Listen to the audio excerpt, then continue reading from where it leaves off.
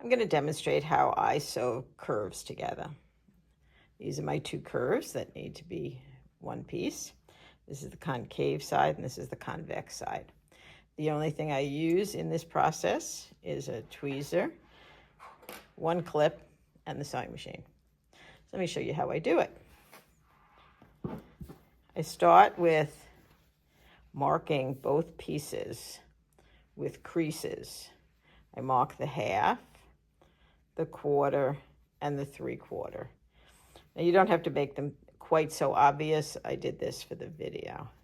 And the other piece, the same thing. You mark the middle, quarter, and 3/4. And we use no pins in this demonstration or in sewing them together. So I start putting this, and this is where I use the clip just for a moment. I'll get it into the sewing machine and stitch a couple of stitches. I then will be matching up those notches, those creases that I made. And I'll be using the tweezer to hold this piece so that it sews a perfect 1/4 inch seam. Let's go to the sewing machine. All right, so let's sew. So I have my one clip in, I have my tweezer ready, I have a 1/4 inch foot, and I've lowered the seam length to 2.0. I have a little starter square, if you like to do that. It works perfectly. If not, you can just start sewing. So I'm going to get this under my presser foot and start sewing. And as soon as I sew a couple of stitches, I can take that clip out. And you'll notice I have my needle down.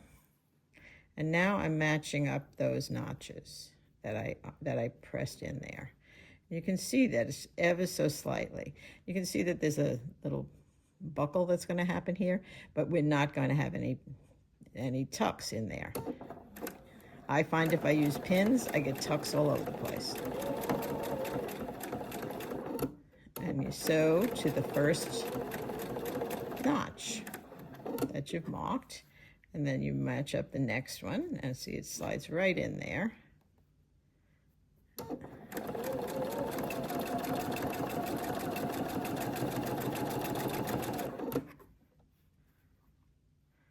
And to the next.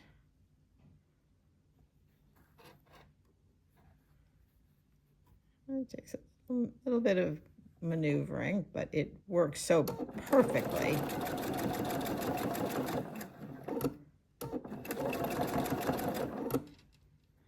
That's my notch.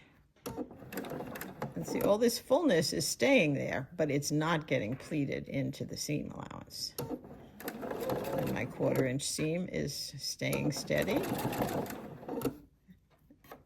When you get to the end, you need to be sure that these two sides are parallel. So you need a little stretching there just to make sure that that's going to stay correct. And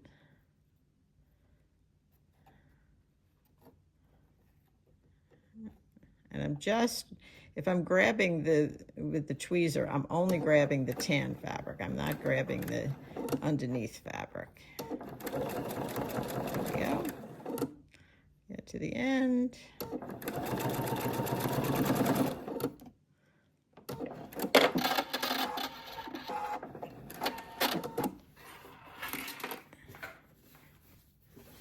And there is my perfect curved seam.